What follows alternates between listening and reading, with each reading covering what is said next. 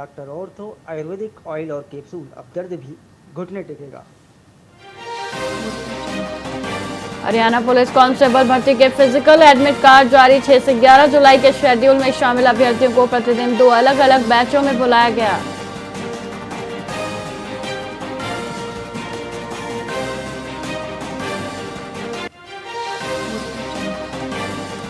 हरियाणा के सरकारी कॉलेजों में होगी तनावग्रस्त छात्रों की पहचान। प्रोफेसर करेंगे काउंसलिंग। युवाओं की मानसिक सेहत सुधारने के लिए लागू हुआ special mental health programme.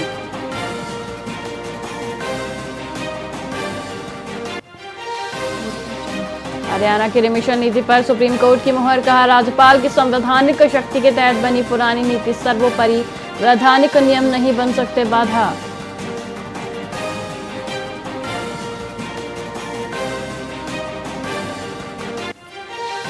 Hisar का मंगाली गांव बनेगा महाग्राम। स्वर्ण जयंती महाग्राम विकास योजना में हुआ शामिल। सीएम नायब सिंह सैनी की घोषणा पर सरकार ने लगाई मुहर।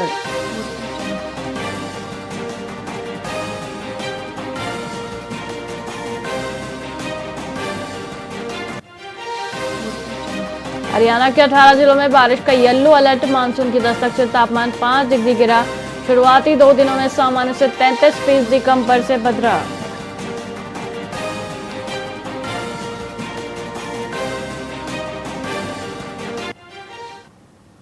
नमस्कार, आप देख रहे हैं वीआईपी न्यूज और मैं हूं आपके साथ वैशाली श्रीवास्तव। आइए रुक करते हैं खबरों की ओर।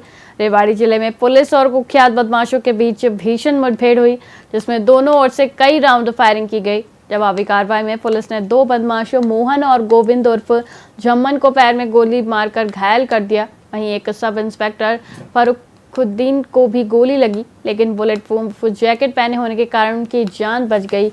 सीआईए धारूहेड़ा को जत्थल क्षेत्र में बदमाशों की मौजूदगी की सूचना मिली थी, जिसके बाद टीम ने घेराबंदी की। खुद को घेरा देख बदमाशों ने फायरिंग शुरू कर दी। घायल बदमाशों मोहन और गोविंद पर हत्या, लूट, फिरौती सहित कई गंभीर मामले दर्ज हैं। डीएसपी सुरेंद्र शोरान ने बताया कि रेवाड़ी पुलिस अपराधियों के खिलाफ जीरो टॉलरेंस की नीति पर काम कर रही है। अपनी टीम को तैयार करके इंस्पेक्टर योगेश द्वारा वहाँ पे मौके पे पहुँचा गया और जैसे ही वहाँ नाकाबंदी की गई और नाकाबंदी पे की गई तो उसके बाद 2 लोग पल्सर मोटरसाइकिल पे आगे दिखाई दिए। उनको रुकने का इशारा किया तो इशारा करते ही और उन्होंने तुरंत पुलिस के ऊपर फायरिंग शुरू कर दी, जिसमें एक गोली हमारे सब इंस्पेक्टर फखरुद्दीन को लगी, लेकिन बुलेट प्रूफ जैकेट होने की वजह से वो सुरक्षित बच गए। और जवाबी फायरिंग में पुलिस द्वारा भी फायरिंग की गई, जिसमें जो 2 लोग हैं उनको पैर में गोली लगी है। और आपको बता दूं कि ये लोग, एक तो मोहन है बोलनी का और एक गोविंद उर्फ झम्मन, ये राजस्थान के रहने वाले अपनी टीम को तैयार करके। पानीपत प्रशासन लखनऊ कोचिंग सेंटर अग्निकांड के बाद अलर्ट मोड पर आ गया है। दमकल विभाग, नगर निगम और जिला टाउन प्लानर की संयुक्त टीम ने आज शहर के सभी कोचिंग सेंटरों का गहन दौरा किया और सुरक्षा मानकों की कमी पाए जाने पर सभी को नोटिस जारी किए। यह जानकारी सामने आई है कि पानीपत में चल रहे सैकड़ों कोचिंग सेंटरों में से मात्र 2 के पास ही अग्नि सुरक्षा प्रमाण पत्र उपलब्ध है। फायर ऑफिसर गुरुमेल सिंह ने बताया कि बिशन स्वरूप कॉलोनी में कई सेंटर बिना अग्निशामक यंत्रों और एनओसी के चल रहे हैं। उन्हें चेतावनी दी गई है कि 3 नोटिस के बाद भी उपकरण न लगाने पर कोचिंग सेंटरों को सील कर दिया जाएगा। पहले भी सुरक्षा उपाय अपनाने की चेतावनी दी गई थी। अभी इंस्पेक्शन जारी है, बहुत सी अभी फॉल्ट मिल रहे हैं यहाँ। नीचे प्रिंटिंग प्रेस है, ऊपर मतलब कि अपना ये अपना कोचिंग सेंटर है और उससे पर लाइब्रेरी चल रही है, तो ये भी गलत है। निकासी के द्वार नहीं है, निकासी के द्वार बहुत छोटे हैं देखा जा रहा है। तो फायर फाइटिंग सिस्टम जो नकारा है नहीं है यहाँ। तो ऐसा है कि बाद में इनकी मालिकों से बात हुई है, मालिक कह रहे हैं कि आपसे मिलेंगे, उसके बाद हम जो फायर फाइटिंग सिस्टम आप बताओगे हम लगा लेंगे। तो बिल्डिंग इंस्पेक्टर साथ में हैं, टाउन प्लानर में साथ हैं, तो ये सारी अपनी कार्रवाई कर रहे हैं। तो बिल्डिंग इंस्पेक्टर द्वारा नोटिस जारी कर दिए गए हैं और मेरी भी पहले जारी कर दी गई हैं। कोई 1-2 रह गए होंगे इस एरिया में, तो उसको भी आज जारी कर दिया जाएगा। नूंह जिले के संगेल गांव में शहीद विनायक नेटपाल के स्मारक के लिए घोषित अनुदान राशि अटकी हुई है, जिससे परिवार और ग्रामीणों में रोष है। नायक नेटपाल 19 अगस्त 2023 को लेह लद्दाख में देश सेवा के दौरान शहीद हुए थे। जिला प्रशासन ने स्मारक निर्माण के लिए आर्थिक सहायता का आश्वासन दिया था, जिस पर परिवार ने अपनी ओर से लगभग 5 लाख रुपए खर्च कर स्मारक और प्रतिमा का निर्माण कराया। हालांकि लंबे समय से यह घोषित राशि जारी नहीं हुई। शहीद की पत्नी मीनू ने कष्ट निवारण समिति की बैठक में मंत्री विपुल गोयल से मुलाकात कर अपनी समस्या बताई। मीनू ने आरोप लगाया कि उन्हें पहले मिलने से रोका गया और दुर्व्यवहार भी हुआ, लेकिन बाद में मंत्री ने उनकी बात सुनी और निजी तौर पर 50,000 रुपए की घोषणा के साथ प्रशासनिक सहायता का भी आश्वासन दिया। वहीं ग्रामीणों ने अनुदान राशि तत्काल जारी करने और जिम्मेदार अधिकारियों के खिलाफ कार्रवाई की मांग की है।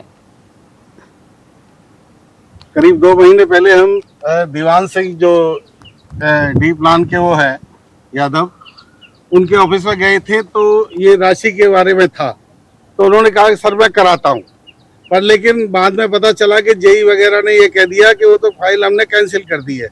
हमें मुख्य रूप से माननीय नायब सिंह सैनी जी से विशेष प्रार्थना करते हैं ये गांव के शहीद जो वीरांगना है, इसके साथ जो कल बदतमीजी की गई है 2 पुलिस वालों द्वारा या किसी अफसर के आदेश से की गई है, आखिर क्यों? देश के शहीद होने वाले व्यक्तियों का क्या इसी तरह से अपमान किया जाता रहेगा? सर मेरे पति का नाम तेजपाल है, वो शहीद हो गए लेह लद्दाख में 19 अगस्त सन 2023 में। सर यहाँ हमारे जो उनकी डेड बॉडी आई थी उस टाइम भी डीसी साहब थे, मंत्री भी आए और वीडियो हमारे पास है भी। उन्होंने हमें आश्वासन दिया, बहुत सी चीजें कह के गए, मीडिया के आगे भी कह के गए। हमने जिस मंत्री से मिले हैं या छोटे या बड़े हो अधिकारी से, हमने बस सिर्फ एक चीज ही मांगी है कि हमारे जो गांव में जगह दी है हमारी मूर्ति के लिए, हमारी मूर्ति बननी चाहिए जो प्रतिमा।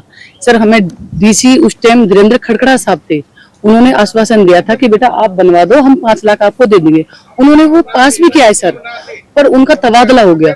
उसके बाद मुझे 1 रुपया नहीं दिया। हर बार दीवान सर हैं एक जो वो बोलते हैं कि आपकी फाइल है, हर मीटिंग में ऐसे बोलते हैं आपके आ जाना आपके। सर मुझे 2.5 साल हो गया भागते भागते। शहीद के परिवार का जो अपमान हुआ है उसकी हम घोर निंदा करते हैं और जिन भी अधिकारियों ने ये बदतमीजी करी है उनके खिलाफ कार्रवाई होनी चाहिए। और जो भी इनकी राशि है, जो सरकार ने पहले आश्वासन दिया हुआ है, डी साहब ने दिया हुआ है, उसमें कहीं दिक्कत आ रही है तो उसको रिलीज करना चाहिए। और हम सरकार से निवेदन करते हैं कि उनके खिलाफ कार्रवाई हो और ये राशि इनकी रिलीज की जाए। मंत्री से नाम मिलना देना क्या कर सकते हैं? मंत्री से नाम मिलने देना हो सकता है कोई पर्सनल इंटेंशन हो, पहले लगातार ये काफी दिनों से घूम रहे हैं, हो सकता है कोई कहासुनी बीच में होगी हो आपस में, तो इसको डीसी साहब को ऐसी चीजों को छोड़ के इनका जो भी फंड है वो रिलीज कराना चाहिए। और ये काफी दिनों से परेशान है, तो लगभग 3 साल से ज्यादा हो गए शहीद हुए और इन्होंने अपनी जेब से घर से जो 5 लाख रुपए लगाया है वो सरकार ने आश्वासन दिया था कि हम उसको पे करेंगे और वो पैसा पे नहीं हुआ है। और यही अनुरोध करता हूँ सरकार से कि भाई ये पैसा इसको दिया जाए। करीब फिलहाल खबरों में इतना ही, मुझे दीजिए इजाजत। देखते रहिए VIP न्यूज। नमस्कार।